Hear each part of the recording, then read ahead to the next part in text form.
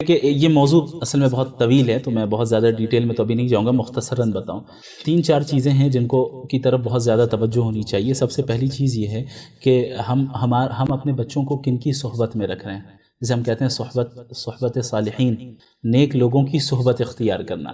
تو ان کا جو فرینڈ سرکل بھی ہو ایسے ہی لوگوں کا ہو جو دیندار گھرانوں میں ہوں، اور آپ کا گھر بھی دیندار ہو۔ اچھا، یعنی ہمارے یہاں ایک ڈیمانڈ یہ ہوتا ہے نا کہ ہم اسکول بھیج رہے ہیں، مدرسے بھیج رہے ہیں، کیا تربیت ہو رہی ہے؟ مدرسے میں اسکول میں وہ 4 گھنٹے ہیں، باقی 20 گھنٹے آپ کے ساتھ ہے، تو زیادہ آپ کے گھر کی تربیت کا اثر پڑے گا۔ آپ نے اپنے گھر کو کتنا دیندار بنایا ہے، تو اپنے گھر کو دیندار بنانا یعنی دینی ماحول گھر میں قائم کرنا۔ دوسری چیز، اپنے بچوں کے فرینڈ سرکل اور جس کے ساتھ ان کا اٹھنا بیٹھنا ہے اس کا خیال رکھنا کہ دینداروں کے ساتھ ہو۔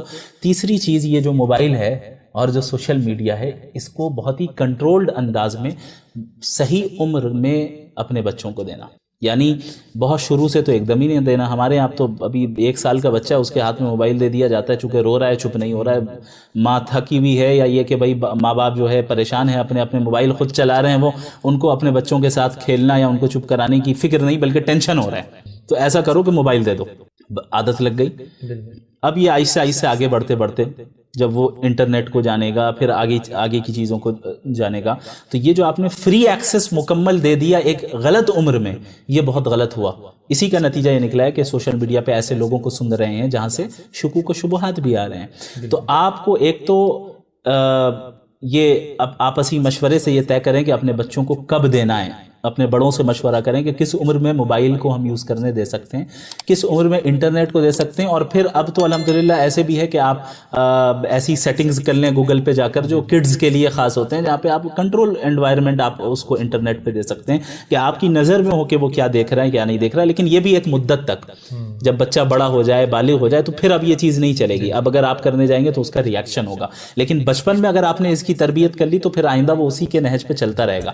چوتھی چیز، ویسٹرن سسٹم آف ایجوکیشن سے اپنے بچے کو بچائیے، ویسٹرن سسٹم آف ایجوکیشن سے اپنے بچے کو بچائیے۔ اس کے لیے آپ اسلامک پیراڈائم کے تحت اسلامک انگلش میڈیم اسکولز کو اپنے ملک میں قائم کریں، الگ الگ جگہوں پہ قائم کریں جہاں پر آپ کے بچہ دینی ماحول میں یہ عصری علوم بھی حاصل کرے اور دینی علوم بھی وہ حاصل کرے۔ یہ چند پوائنٹس اس وقت ذہن میں، اس کے علاوہ بھی بہت سی چیزیں ہیں، تو مناسب خاص طور پہ ان چیزوں کا بھی دھیان رکھنا چاہیے۔ جو لوگ دے رہے ہیں بچوں کو اس وقت موبائل، تو وہ اپنی ہی آئی ڈی لگا کے دیتے ہیں ان میں، تو یہ اور زیادہ خطرناک ہو جاتا ہے کہ وہ جو میچیور چیزیں خود دیکھ رہے ہیں وہی چیزیں بچوں کے سامنے آ رہی ہیں۔ جی ہاں، اور پھر ان تمام چیزوں سے گزرنے کے باوجود اگر بچے کے ذہن میں کوئی سوال آ رہا ہے تو اس میں اس کو ڈانٹنا نہیں ہے۔ جی، کوئی ڈاؤٹ اگر آ رہا ہے کہ بھئی اسلام میں ایسا کیوں ہے، تو اس میں اب اسے طوفان کی طرح نہیں بنانا ہے کہ بھئی کیا ہو گیا، نہیں بھئی ٹھیک ہے، نیچرل سوال آتا ہے، صحابہ کے ذہن میں بھی سوالات آتے تھے، اللہ کے نبی سے سوال کرتے تھے۔ آپ دیکھیں کہ کس انداز میں اللہ کے نبی نے جواب دیا صلی اللہ علیہ وسلم، سیرت پڑھیں تو ان بچوں کو سیٹسفائنگ آنسر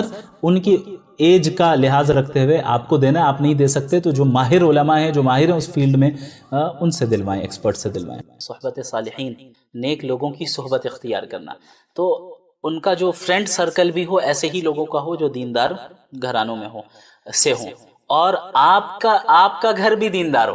اچھا، یعنی ہمارے یہاں ایک ڈیمانڈ یہ ہوتا ہے نا کہ ہم اسکول بھیج رہے ہیں، مدرسے بھیج رہے ہیں، کیا تربیت ہو رہی ہے؟ مدرسے میں اسکول میں وہ 4 گھنٹے ہیں، باقی 20 گھنٹے آپ کے ساتھ ہے، تو زیادہ آپ کے گھر کی تربیت کا اثر پڑے گا۔ آپ نے اپنے گھر کو کتنا دیندار بنایا ہے، تو اپنے گھر کو دیندار بنانا یعنی دینی ماحول گھر میں قائم کرنا۔ دوسری چیز، اپنے بچوں کے فرینڈ سرکل اور جس کے ساتھ ان کا اٹھنا بیٹھنا ہے اس کا خیال رکھنا کہ دینداروں کے ساتھ ہو۔ تیسری چیز، یہ جو موبائل ہے اور جو سوشل میڈیا ہے اس کو بہت ہی کنٹرولڈ انداز میں صحیح عمر میں اپنے بچوں کو دینا، یعنی بہت شروع سے تو ایک دم ہی نہیں دینا۔ ہمارے یہاں تو ابھی 1 سال کا بچہ ہے، اس کے ہاتھ میں موبائل دے دیا جاتا ہے، چونکہ رو رہا ہے، چپ نہیں ہو رہا ہے، ماں تھکی ہوئی ہے، یا یہ کہ بھائی ماں باپ جو ہے پریشان ہیں، اپنے موبائل خود چلا رہے ہیں، وہ ان کو اپنے بچوں کے ساتھ کھیلنا یا ان کو چپ کرانے کی فکر نہیں بلکہ ٹینشن ہو رہا ہے۔ تو ایسا کرو کہ موبائل دے دو، عادت لگ گئی۔ اب یہ آہستہ آہستہ آگے بڑھتے جب وہ انٹرنیٹ کو جانے گا، پھر آگے کی چیزوں کو جانے گا، تو یہ جو آپ نے فری ایکسس مکمل دے دیا ایک غلط عمر میں، یہ بہت غلط ہوا۔ اسی کا نتیجہ یہ نکلا ہے کہ سوشل میڈیا پہ ایسے لوگوں کو سن رہے ہیں جہاں سے شکوک و شبہات بھی آ رہے ہیں۔ تو آپ کو ایک تو یہ اب آپسی مشورے سے یہ طے کریں کہ اپنے بچوں کو کب دینا ہے، اپنے بڑوں سے مشورہ کریں کہ کس عمر میں موبائل کو ہم یوز کرنے دے سکتے ہیں، کس عمر میں انٹرنیٹ کو دے سکتے ہیں. اور پھر اب تو الحمدللہ ایسے بھی ہے کہ آپ ایسی سیٹنگز کر لیں گوگل پہ جا کر جو کڈز کے لیے خاص ہوتے ہیں، جہاں پہ آپ کنٹرول انوائرمنٹ آپ اس کو انٹرنیٹ پہ دے سکتے ہیں کہ آپ کی نظر میں ہو کہ وہ کیا دیکھ رہا ہے کیا نہیں دیکھ رہا ہے. لیکن یہ بھی ایک مدت تک، جب بچہ بڑا ہو جائے بالغ ہو جائے تو پھر اب یہ چیز نہیں چلے گی. اب اگر آپ کرنے جائیں گے تو اس کا ریئیکشن ہوگا، لیکن بچپن میں اگر آپ نے اس کی تربیت کر لی تو پھر آئندہ وہ اسی کے نہج پہ چلتا رہے گا. چوتھی چیز، ویسٹرن سسٹم آف ایجوکیشن سے اپنے بچے کو بچائیے. ویسٹرن سسٹم آف ایجوکیشن سے اپنے بچے کو بچائیے. اس کے لیے آپ اسلامک پیراڈائم کے تحت اسلامک انگلش میڈیم اسکولز کو اپنے ملک میں قائم کریں، الگ الگ جگہوں پہ قائم کریں، جہاں پر آپ کے بچہ دینی ماحول میں یہ عصری علوم بھی حاصل کرے اور دینی علوم بھی وہ حاصل کرے. یہ چند پوائنٹس اس وقت ذہن میں، اس کے علاوہ بھی بہت سی چیزیں ہیں تو مناسب. خاص طور پہ ان چیزوں کا بھی دھیان رکھنا چاہیے. جو لوگ دے رہے ہیں بچوں کو اس وقت موبائل، تو وہ اپنی ہی آئی ڈی لگا کے دیتے ہیں ان میں، تو یہ اور زیادہ خطرناک ہو جاتا ہے کہ وہ جو میچیور چیزیں خود دیکھ رہے ہیں وہی چیزیں بچوں کے سامنے آ رہی ہیں. جی ہاں. اور پھر ان تمام چیزوں سے گزرنے کے باوجود اگر بچے کے ذہن میں کوئی سوال آ رہا ہے تو اس میں اس کو ڈانٹنا نہیں ہے. کوئی ڈاؤٹ اگر آ رہا ہے کہ بھئی اسلام میں ایسا کیوں ہے، تو اس میں اب اسے طوفان کی طرح نہیں بنانا ہے کہ بھئی کیا ہو گیا. نہیں بھئی ٹھیک ہے، نیچرل سوال آتا ہے. صحابہ کے ذہن میں بھی سوالات آتے تھے، اللہ کے نبی سے سوال کرتے تھے. آپ دیکھیں کہ کس انداز میں اللہ کے نبی نے جواب دیا صلی اللہ علیہ وسلم. سیرت پڑھیں تو ان بچوں کو سیٹسفائنگ آنسر ان کی ایج کا لحاظ رکھتے ہوئے آپ کو دینا. آپ نہیں دے سکتے تو جو ماہر علماء ہیں، جو ماہر ہیں اس فیلڈ میں، ان سے دلوائیں، ایکسپرٹ سے دلوائیں. اللہ رب العالمین نے محمد الرسول اللہ صلی اللہ علیہ وسلم سے فرمایا کہ وَضْرِبْ لَهُمْ مَثَلًا مثل الرجلین جعلنا لأحدہما جنتین. آپ تمام انسانیت کے سامنے دو لوگوں کی مثال پیش کر دیں، دو شخص کی مثال پیش کر دیں، دو دوستوں کی مثال پیش کر دیں. جعلنا لأحدہما جنتین، جن دو میں سے ایک کو ہم نے بہت ہی مٹیریلسٹک لائف دی تھی، بہت ہی لگژریس لائف دی تھی. ان دو میں سے ایک وہ تھا جن کو ہم نے دو بڑے باغات دیے تھے. ہم نے دو بڑے باغات دیے. کیسے باغات؟ انگور کے باغات. وَحَفَفْنَاهُمَا بِنَخْلٍ، پھر ان انگور کے باغات کے ارد گرد ہم نے اسے کھجور کے درخت بھی دیے. اور اس کے بعد وَجَعَلْنَا بَيْنَهُمَا زَرْعًا، اور ان باغات اور ان درختوں کے درمیان ہم نے انہیں کھیتی بھی دی. اب آگے اللہ رب العالمین فرماتے ہیں کِلْتَا الْجَنَّتَيْنِ آتَتْ أُكُلَهَا. یہ جو دو باغات ہم نے اس شخص کو دیے، دو میں سے ایک کو، یہ باغات ایسے تھے جو بالکل پھلدار تھے، جو نفع پہنچانے والے. یعنی آپ اندازہ لگائے کہ luxurious life at its peak, اپنی بالکل انتہا پر اور بالکل عروج پر یہ لگژریس لائف اللہ نے انہیں دی تھی. یہ جو مثال بیان کی جا رہی ہے کہ باغات دیے گئے انگور کے، پھر اس کے ارد گرد جو ہے ہم نے کھجور کے درخت دیے، پھر اس کے درمیان ہم نے کھیتی دی. پھر آگے اللہ نے فرمایا وَفَجَّرْنَا خِلَالَهُمَا نَهَرًا، اور ان باغات کے درمیان سے ہم نے اس کے لیے نہریں بھی جاری کر دی. اب آپ اس زمانے کے اعتبار سے سوچیں، موجودہ زمانے کے اعتبار سے نہیں. اس زمانے میں لگژریس لائف یہی تھی کہ انسان کے پاس اپنے باغات ہوں. انگور کے باغات، انگور بڑا پسند کیا جانے والا پھل ہے عربوں کے ہاں بالخصوص. اور پھر کھجور کے درخت ارد گرد ہوں، پھر اس کے درمیان نہر بھی بہ رہی ہو، اور ان تمام چیزوں کی ملکیت کس کے پاس ہے؟ اس شخص کے پاس ہے. وہ شخص اونر ہے اس چیزوں، ان تمام چیزوں کا. اب یہ کیسی لگژریس لائف میں وہ زندگی گزار رہا ہے. اب اس کا جو دوسرا شخص ہے، دوسرا ساتھی ہے، وہ اتنا مالدار نہیں تھا، اسے ایسی لگژریس لائف حاصل نہیں تھی. البتہ وہ ایمان والا تھا. اس نے مٹیریلسٹک لائف کو اپنا پرپز آف لائف کبھی نہیں بنایا. اپنی مادی اور مادیت پرستی کو کبھی بھی اس نے مقصد زندگی قرار نہیں دیا. اب دونوں کے درمیان ایک ڈسکشن ہوتی ہے، اس کنورسیشن کو قرآن کریم محفوظ رکھتا ہے. اللہ رب العالمین آگے فرماتے ہیں کہ یہ شخص جس کو اللہ نے پھل دیے، جس کو انگور کے باغات دیے، جس کو کھجور کے درخت دیے، اور پھر کھیتی دی، اور پھر ان تمام چیزوں کے درمیان اللہ نے نہر کو جاری فرما دیا. یہ شخص اپنے دوست سے، اپنے ساتھی سے کہتا ہے وَهُوَ يُحَاوِرُهُ، اس حال میں کہ وہ اس کے ساتھ ڈسکشن کر رہا ہے. ایک لگژریس لائف گزارنے والا شخص اپنے غریب دوست کے ساتھ ڈسکشن کر رہا ہے، اور اللہ فرما رہے، یہ کہتا ہے انا اکثر منک مالا واعز نفرا. دیکھو دوست، بات ایسی ہے کہ میں تو تم سے زیادہ مالدار ہوں اور میرے پاس افرادی قوت زیادہ ہے. انسانوں کو دنیا میں دراصل انہی دو چیزوں پر غرور ہوتا ہے، جس کے پاس مال ہو، لگژریس لائف ہو، مٹیریلسٹک زندگی وہ گزار رہا ہے، دوسرا جس کے پاس افراد زیادہ ہو کہ بھائی میرے آفس میں 10 لوگ آتے ہیں، ہمارے ارد گرد آگے پیچھے 50 لوگ چلتے رہتے ہیں، میرے اتنے خدام ہیں، میرے اتنے سرونٹس ہیں، میں جہاں جاتا ہوں وہاں بھیڑ لگ جاتی ہے، میں جہاں جاتا ہوں لوگ ہمارے پیچھے پیچھے آ جاتے ہیں۔ یہ دو چیزیں جو ہیں انسان کے اندر، ایک شہرت کی حرص اور لوگوں کی اتباع کی حرص، اور دوسری چیز مال کی ہوس اور اس کی حرص۔ اب یہ شخص اپنے دوست سے کیا کہہ رہا ہے؟ انا اکثر منک مالا واعز نفرا، کہ میں تو تم سے زیادہ مالدار بھی ہوں اور افرادی قوت بھی میرے پاس زیادہ ہے، میرے پاس زیادہ اشخاص ہیں۔ یہ دراصل اس نے یہ جملہ کامیابی کے اظہار کے لیے کیا کہ بھائی تم کامیاب نہیں ہو، کامیاب کون ہے؟ میں ہوں۔ دیکھو میرے باغات کتنے، دیکھو نہریں کیسی بہ رہی ہیں، دیکھو درخت کے جو ہے کھجور کے درخت کیسے ہیں، کیسی میری کھیتی ہے، اور میرے افراد اور میری طاقت کو تم دیکھو۔ دوست سے کہتا ہے، کیوں کہتا ہے؟ کیونکہ اس شخص کے ذہن میں یہ سٹینڈرڈ تھا کہ کامیاب انسان وہ ہے جس کے پاس لگژریس لائف ہے۔ جیسے ہمارے یہاں آج بھی ہے، ہم لوگوں سے سوال کرتے ہیں کہ بھائی آپ کے سکسس کا راز کیا ہے، آپ کی کامیابی کا راز کیا ہے، آپ کیسے اس مقام تک پہنچ گئے، آپ کیسے ایک سکسسفل پرسن بنے؟ اور پوری دنیا اس پہ جو ہے ورکشاپس بھی کنڈکٹ کر رہی ہے اور ٹریننگ بھی جو ہے کورسز دیے جا رہے ہیں کہ how to become a successful person, ایک سکسسفل انسان کیسے بنے۔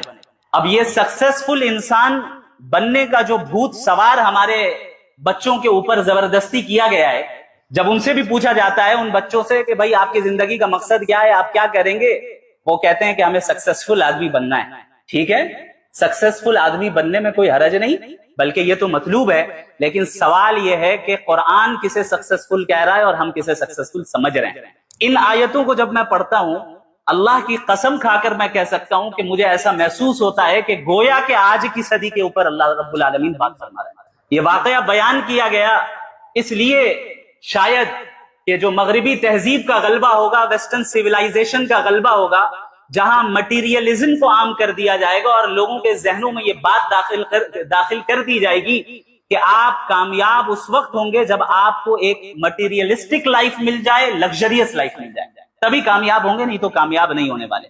آج ہم اور آپ جتنی دوڑ دھوپ کر رہے ہیں، جتنی انتھک محنتیں کر رہے ہیں، دن رات کام کر رہے ہیں، اعلیٰ سے اعلیٰ ڈگریاں حاصل کرنے کے لیے، اعلیٰ سے اعلیٰ جاب حاصل کرنے کے لیے، اعلیٰ سے اعلیٰ بزنس بنانے کے لیے، اعلیٰ سے اعلیٰ عہدہ حاصل کرنے کے لیے، ان تمام چیزوں کا مقصد اگر آپ اپنے آپ سے پوچھیں، ہم سب اپنے آپ سے پوچھیں، تو یہی مقصد نکلے گا کہ کامیاب انسان بن جانا ہے، پیسے والے بن جانا ہے، اچھی لائف، ہمیں کمفرٹیبل لائف مل جائے، اس کی کوشش ہو رہی ہے، اس کی دوڑ دھوپ ہو رہی، اور لوگ کرتے آئے۔ ظاہر ہے یہ واقعہ جو قرآن کریم بیان کر رہا ہے یہ آج کا تو نہیں ہے، بہت پرانا واقعہ ہے۔ اب اس شخص نے بڑے ہی فخر کے ساتھ اپنی سو کالڈ سکسس کا اظہار کیا، یہ کہہ کر کے انا اکثر منک مالا واعز نفرا، میں تم سے مال میں بھی زیادہ آگے ہوں اور افراد میں بھی زیادہ آگے ہوں۔ اب آگے اللہ فرما رہے ہیں وَدَخَلَ جَنَّتَهُ وَهُوَ ظَالِمٌ لِنَفْسِهِ، وہ اپنے باغات میں داخل ہوتا ہے، آج کے زمانے میں کہہ لیں اپنی فیکٹریز میں داخل ہوتا ہے، اپنے آفس میں داخل ہوتا ہے، اپنے گھر میں داخل ہوتا ہے، اس حال میں کہ وہ اپنے آپ پر ظلم کر رہا ہے۔ کیسے ظلم کر رہا ہے؟ اللہ کا انکار کر کے۔ اللہ کا انکار کرنا یہ سب سے بڑا ظلم ہے۔ ان الشرک لظلم عظیم، اللہ کے ساتھ کسی کو شریک ٹھہرانا، اللہ کا انکار کرنا، یہ در حقیقت سب سے بڑا ظلم ہے، سب سے بڑا ظلم۔ اللہ فرما رہے ہیں کہ یہ شخص اپنے باغ میں داخل ہوتا ہے اس حال میں کہ وہ اپنے اوپر ظلم کرنے والا ہے۔ آگے اللہ نے فرمایا کہ یہ کہتا ہے اپنی نعمتوں کو دیکھ کر، دنیا کے ساز و سامان اور باغات کو دیکھ کر، ما اظن ان تبید هذه ابدا، میرا تو خیال نہیں ہے کہ یہ چیزیں میرے پاس سے کبھی ختم ہونے والی ہیں، یہ ختم ہو جائیں، ایسا مجھے نہیں لگتا ایسا کبھی ہوگا۔ جب ایک انسان کو کوئی عہدہ حاصل ہو جائے، جب وہ مال، شہرت، عزت کے عروج پر ہو، تو پھر اس طرح بسا اوقات جنون طاری ہو جاتا ہے۔ وہ سمجھتا ہے کہ بس اب تو میں ہی ٹرینڈنگ پیج پہ رہوں گا، اب تو میں ہی ہوں جو سب سے اعلیٰ و عرفہ ہوں، جیسا کہ ہر اس طرح کے ظالم حاکم، ظالم تاجر، ظالم ملازم، اور ہر وہ شخص جو کسی بھی عہدے پر فائز ہو یا کسی بھی میدان میں ہو، اگر اس میدان میں اسے ترقی حاصل ہوتی ہے تو یہ گمان اس کے اوپر، یہ جنون طاری ہو جاتا ہے شیطان کی طرف سے، اور یہ نفسیات ہے، نفسیاتی کیفیت اللہ نے بیان کی، یہ سائیکولوجیکل ایسپیکٹ ہے جس کی طرف ہمیں نظر رکھنی چاہیے۔ اللہ نے قرآن میں فرعون کے بارے میں بھی جب ذکر کیا تو فرعون کیا کہتا تھا؟ انا ربکم الاعلی، میں تمہارا سب سے بڑا رب ہوں۔ کیوں؟ طاقت کا جنون سوار، حکومت کا جنون سوار، اقتدار کا جنون سوار۔ اب اسے ایسا محسوس ہو رہا ہے کہ اب یہ چیز کبھی ختم نہیں ہوگی، اسے محسوس ہو رہا ہے کہ یہ نعمتیں کبھی ختم نہیں ہوں گی، اسے محسوس ہو رہا ہے کہ یہ طاقت، یہ لاؤ لشکر کبھی میرے پاس سے ختم نہیں ہونے والی ہے یہ چیزیں، تو یہ جنون سوار ہو گیا اسی شخص کے اوپر بھی، اس شخص کے اوپر بھی۔ ما اظن ان تبید هذه ابدا، میرا خیال نہیں ہے کہ یہ چیزیں کبھی ختم ہونے والی ہیں، یہ میرے پاس ہمیشہ رہیں گی۔ وما اظن الساعة قائمہ، اور میرا تو گمان نہیں ہے کہ قیامت آنے والی، میرا گمان نہیں ہے کہ قیامت ویامت نام کی کوئی چیز ہوتی ہے۔ دیکھا ہے آپ نے قیامت کو کبھی؟ دیکھا ہے؟ پھر کیسے ایمان رکھتے ہیں؟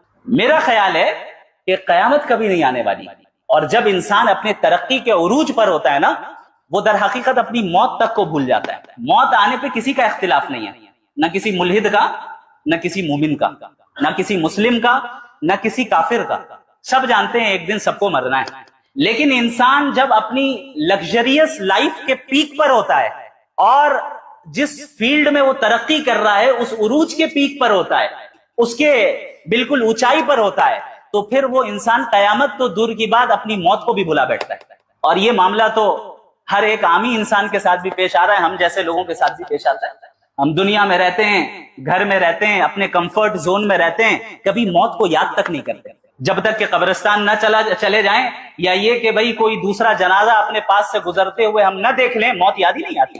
یہ صورتحال تو مومنین کی ابھی ہو گئی ہے۔ اب اس طرح کے کفار اور اس طرح کے دنیا پرستوں کا کیا عالم ہوگا، آپ خود اندازہ لگائیں۔ ما اظن الساعة قائمہ، میرا خیال یہ ہے، میرا گمان یہ ہے کہ قیامت قائم نہیں ہونے والی، because science hasn't prove it yet, ابھی تک سائنس نے پروو ہی نہیں کیا، کوئی ٹھوس دلیل یا ثبوت ایویڈنس موجود نہیں ہے قیامت پر، اس لیے میں ایمان نہیں رکھتا۔ اور وَلَئِن رُدِدتُّ إِلَىٰ رَبِّي، اور اگر مان لو کہ قیامت ہو بھی اور کسی نے ہمیں بنایا ہے، موت کے بعد اگر میں اپنے رب کے پاس جاؤں گا، لَأَجِدَنَّ خَيْرًا مِّنْهَا مُنْقَلَبًا، بھئی دنیا میں جب مجھے اتنی نعمتیں حاصل ہے تو موت کے بعد بھی مجھے اتنی نعمتیں مل جائیں گی۔ یہ بھی ایک مینٹالٹی ہے ان لوگوں کی جن کے پاس طاقت ہوتی ہے، وہ کیا سمجھتے ہیں کہ بھئی پیسوں سے سارا کام ہو جائے گا، پیسوں سے سارا کام ہو جائے گا۔ بھئی کون ہے جو میرے کام کو روک سکتا ہے؟ میرے پاس اتنے پیسے، کتنے پیسے چاہیے بتائیے، میں اپنا کام کرواتا ہوں۔ یہ مینٹالٹی کفار کی بھی رہے گی قیامت کے دن بھی۔ قرآن دوسری جگہ پہ بیان کرتا ہے کہ کہیں گے کہ یا اللہ جہنم سے بچا لیجئے، سب کچھ لے لیں فدیے کے طور پہ۔ اللہ نے کیا فرمایا؟ لا يقبل منها شفاعة ولا هم ينصرون، کہ نہ شفاعت قبول کی جائے گی ان کے حق میں، نہ کوئی فدیہ لیا جائے گا۔ اللہ نے فرمایا زمین بھر کا سونا بھی اگر وہ دے دے جہنم کی آگ سے بچنے کے لیے، اس دن قبول نہیں ہوگا۔ مزاج میں ہی کرپشن ہے۔ انہوں نے سوچا کہ قیامت کے دن بھی ہم یہی کرپشن کر کے بچ جائیں، فرشتوں کی سیٹنگ کر لیں ہم کہ بھائی ہم اتنے پیسے دے دیں گے، اتنا مال دے دیں گے، جہنم سے ہمیں بچا لیجیے۔ اللہ فرما رہے ہیں کہ آپ زمین بھر کا سونا بھی دیجیے گا کہ اس دن جو ہے نہ شفاعت قبول ہوگی، نہ یہ کہ جو ہے کوئی فدیہ لیا جائے گا۔ اس دن تو عدل و انصاف ہونا ہے۔ تو یہ مینٹالٹی اس شخص کی بھی تھی۔ اس نے کہا کہ بھائی میں نہیں سمجھتا کہ قیامت نام کی کوئی چیز ہوتی ہے، اور میں سمجھتا ہوں کہ اگر ہو بھی گئی تو میں وہاں پر بھی ان نعمتوں کو حاصل کر لوں گا، وہاں بھی ان نعمتوں کو حاصل کر لوں گا۔ بھائی ہمارا علم ہے، ہماری صلاحیت ہے، ہم نے اپنی صلاحیت سے ان پیسوں کو کمایا ہے۔ یہ لوگوں کے ذہن میں بات آتی ہے نا، یہی بات آئی تھی کس کے ذہن میں؟ قارون کے ذہن میں، کہ قال انما اوتیتہ علی علم عندی۔ سورہ قصص میں اللہ نے فرمایا، اس نے کہا کہ بھئی یہ جو مجھے مال و دولت حاصل ہے، یہ میرے اپنے ٹیلنٹ کے نتیجے میں حاصل ہے، میرے اپنے علم کے نتیجے میں حاصل ہے، میرے اپنے اسکلز کے نتیجے میں حاصل ہے۔ اللہ نے کیا کیا؟ ہلاک کر دیا اس کو بھی اور اس کے مال کو بھی۔ کیوں؟ کیونکہ اس دنیا میں ساری نعمتیں جو ملتی ہیں وہ انسان کی اپنی صلاحیت کی بنیاد پہ نہیں ملتی، وہ اللہ کے فضل سے ملتی ہے، اللہ کے فضل سے ملتی ہے۔ اب آپ دیکھیں، یہ جب ان آیتوں کو پڑھیں گے آپ کو ہمارے ماڈرن دنیا کی سوسائٹی کے اسٹینڈرڈز نظر آ رہے ہوں گے۔ بھائی ہم نے اپنی محنت سے کمایا ہے، ہم نے اپنے اسکل سے کمایا ہے، ہم نے اپنے علم سے کمایا ہے، ہم نے اپنے ٹیلنٹ سے کمایا ہے، اور میں نے کما کر میں نے سکسیسفل لائف کو حاصل کر لیا ہے۔ قرآن بیان کر رہا ہے، یہ کوئی نئی چیز نہیں ہے۔ لوگ سمجھتے ہیں کہ کوئی جدید فتنہ آج کے دور میں الہاد کے نام پر آ گیا، کوئی جدید فتنہ مغربی تہذیب کے نام پہ آ گیا۔ نہیں، نام بدل کے آیا، چیز وہی ہے۔ قرآن is the ultimate solution. ہر چیز کا حل اس میں موجود ہے. لیکن افسوس یہ ہے کہ ہم اور آپ قرآن پڑھتے اور سمجھتے ہی نہیں. ہم نے قرآن کو کبھی پڑھا ہی نہیں صحیح سے, کبھی سمجھا ہی نہیں. ہم نے اس بات کی فکر ہی نہیں کی کہ بھئی اس کو سمجھ کے ہمیں ہدایت بھی حاصل کرنی ہے. ہم نے محض اس کو برکت والی کتاب بنا دی ہے. جب کوئی نئی دکان لے لیں تو قرآن خوانی کروا دیں, جب کسی کا انتقال ہو جائے تو قرآن خوانی کروا دیں, یا اگر کسی کے اوپر کوئی جناتی اثرات ہو جائے تو پھر امام صاحب سے پھکوا دیں, بس ہو گیا, ختم. بہت دیندار ہوا, آیت الکرسی گھر پہ لٹکا دیا. یہ تو ہمارا مزاج بن گیا. قرآن کریم نازل ہوا کتاب انزلناہ الیک مبارک لیدبروا آیاتہ ولیتذکر اولو الالباب, کہ ہم نے اس مبارک کتاب کو نازل ہی اس لیے کیا ہے تاکہ عقل والے اس میں تدبر کریں, غور و فکر کریں, ریفلیکٹ کریں, اور اس ریفلیکشن کے نتیجے میں وہ ہدایت کو اور گائیڈنس کو حاصل کر سکیں. اسی لیے اللہ نے نازل کیا. اب یہ جو ایک طرف کی ڈسکشن ہوئی اس شخص کی, اس دوست کی جو لگژریس لائف میں تھا اور اللہ کا انکار کرتا تھا, قیامت کا اس نے انکار کیا اور اپنی نعمتوں پہ فخر کیا, اپنے ساز و سامان پر فخر کیا. اب آگے ایمان والے کی بات ہوتی ہے. ایمان والا کہتا ہے, اللہ فرماتے ہیں قال له صاحبہ, اب اس کا دوست اس سے کہتا ہے وَهُوَ يُحَاوِرُهُ, اس حال میں کہ وہ اس کے ساتھ ڈسکشن کر رہا ہے, أَكَفَرْتَ بِالَّذِي خَلَقَكَ مِن تُرَابٍ, کیا تم ایسی ذات کا انکار کر رہے ہو جس نے تمہیں مٹی سے پیدا کیا, ثم من نطفہ, پھر نطفے سے پیدا کیا, ثم سواک رجلا, پھر اس نطفے کو ایسا گریجولی اس نے ایوالو کیا کہ تم آج جو ہے جا کر ایک انسان بن گئے اور اچھے خاصے انسان تمہیں بنا دیا گیا. کیا تم اس کا انکار کر رہے ہو؟ اب آپ دیکھیں قرآن کریم ایک ایک آیت پر غور کریں کہ یہی الفاظ کیوں استعمال کیے گئے. انسان جب تکبر میں مبتلا ہوتا ہے نا, اللہ رب العالمین نے اکثر ابتدائے تخلیق کا ذکر فرمایا ہے. کیوں؟ انسان کی جو بگننگ رہی, ہم اور آپ جب پیدا ہوئے تو کیسے ہوئے, ایک نطفے سے پیدا ہوئے.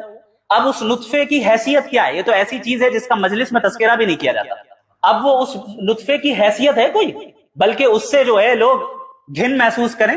تو اللہ فرما رہے ہیں کہ تمہاری ابتدا تو یہ ہے, تو تکبر کس بات کا؟ تمہاری ابتدا تو یہ ہے, تمہاری انتہا بھی مٹی ہے, مٹی میں جاؤ گے, گل جاؤ گے, ختم ہو جاؤ گے, پھر تکبر کس چیز کا کر رہے ہیں؟ تو اس لیے اللہ رب العالمین ہمیشہ متکبرین کو ابتدائے تخلیق کا ذکر کرتے ہیں تاکہ سمجھ میں آئے کہ بھئی تم کیا تھے اور ابھی جو بن گئے ہو یہ کس کے فضل سے بنے ہو, اللہ کے فضل سے بنے ہو. تم اسی رب کو جھٹلا رہے ہو, اسی رب کا انکار کر رہے ہو جس رب نے تمہیں آنکھیں دی, جس رب نے تمہیں ہاتھ پیر دیے, جس رب نے تمہیں اس کیپیبل بنایا کہ تم آکسیجن لے کر سیدھے بیٹھے ہو, تم کسی بیماری میں مبتلا نہیں ہو, جس رب نے تمہارے لیے غذائیں میسر کی, جس رب نے تمہارے لیے پینے کو پانی دیا, تمہیں پیاس لگے تو پینے کی چیزیں موجود ہیں, بھوک لگے تو کھانے کی چیزیں موجود ہیں, گرمی آئے تو گرمی کے مطابق پھل اور غذائیں موجود ہیں, سردی آئے تو سردی کے مطابق غذائیں موجود ہیں, برسات آئے تو اس کے مطابق غذائیں موجود ہیں. اللہ نے تمہیں کیا کیا نعمتیں دی ہیں. وَإِن تَعُدُّوا نِعْمَةَ اللَّهِ لَا تُحْصُوهَا, اللہ کی نعمتیں گنتے رہو, نہیں گن سکتے, مکمل کر ہی نہیں سکتے, کبھی نہیں کر سکتے.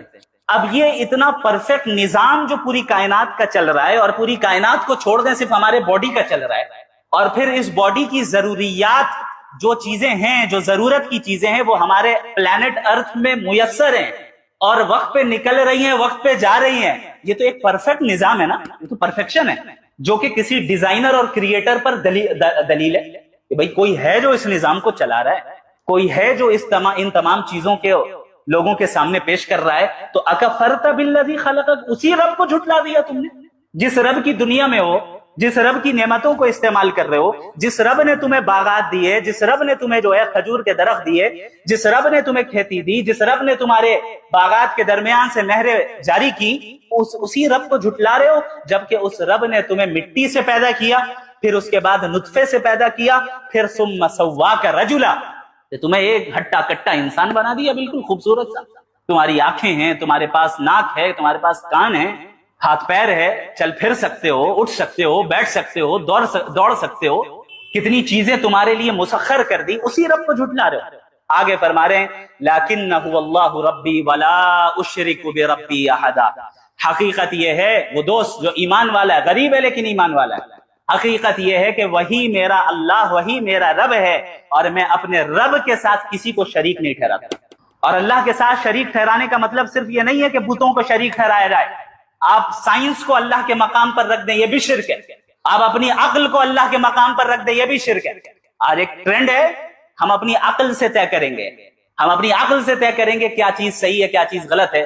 اب آپ خود فیصلہ کریں کہ انسان کی عقل لمیٹڈ ہے یا غیر محدود ہے؟ لمیٹڈ ہے. اللہ کی حکمت لمیٹڈ ہے یا غیر محدود ہے؟ کیا ایک لمیٹڈ چیز سے ان لمیٹڈ کا احاطہ کیا جا سکتا ہے؟ Impossible, impossible. ویسٹرن تہذیب نے ہمارے درمیان مٹیریلزم کے ساتھ ساتھ اس چیز کو بھی داخل کیا ہمارے نوجوانوں کے ذہن میں کہ ریزن ورسز ریویلیشن. ریویلیشن کوئی چیز نہیں ہوتی ہے، وحی کوئی چیز نہیں ہوتی ہے. آپ کے پاس آپ کی عقل ہے، عقل سے فیصلہ کیجئے کیا صحیح ہے کیا غلط ہے. آپ فیصلہ کریں کہ یہ صحیح ہونا چاہیے یا غلط ہونا چاہیے. آپ فیصلہ کریں گے یہ لیگل ہونا چاہیے یا انلیگل ہونا چاہیے. آپ فیصلہ کریں گے کہ اس کے پیچھے کیا حکمت ہونی چاہیے کیا نہیں ہونی چاہیے. دوسری طرف اسلام کیا کہتا ہے؟ عقل کی قدر کرتا ہے، عقل کے استعمال کی ترغیب دیتا ہے. اسی لیے قرآن کریم بار بار کہتا ہے افلا تعقلون، عقل نہیں رکھتے. افلا یعقلون، عقل نہیں رکھتے وہ لوگ. اللہ کی نشانیوں پر غور کرو، اللہ کی قدرت کو پہچانو. لیکن اللہ نے ایک باؤنڈری سیٹ کر دی. بھائی عقل کی ایک باؤنڈری ہے، ایک حد ہے، ایک لمٹ ہے. اس کے آگے کی چیزیں آپ عقل سے حاصل نہیں کر سکتے. اس کے لیے آپ کو دوسرا سورس آف نالج کی ضرورت ہے. وہ دوسری جو سورس آف نالج ہے اسی کا نام ریویلیشن ہے، وحی الہی. جو وحی اللہ رب العالمین نے انبیاء علیہم الصلوۃ والسلام پر نازل فرمائی، وحی آئی ہے ان چیزوں کو ڈسکس کرنے کے لیے جن کو انسان اپنی محض عقل سے حاصل نہیں کر سکتا. اللہ رب العالمین نے انسانوں کو ڈفرنٹ سورسز آف نالج دیے. سب سے پہلا ہمارا سینس آرگنز، بھائی حواس خمسہ. ہمارے پاس آنکھیں ہیں، آنکھوں سے ہم دیکھتے ہیں. ہمارے پاس زبان ہے، ٹیسٹ کر سکتے ہیں. ناک ہے، سونگھ سکتے ہیں، اسمیل کر سکتے ہیں. کان ہے، ہم سن سکتے ہیں. ہاتھ پیر ہے، اسکن ہے، چھو کر محسوس کر سکتے ہیں. یہ one of the sources of knowledge ہے، ایک سورس آف نالج. اب بھائی سامنے کی دیوار جو ہے کس رنگ کی ہے؟ یہ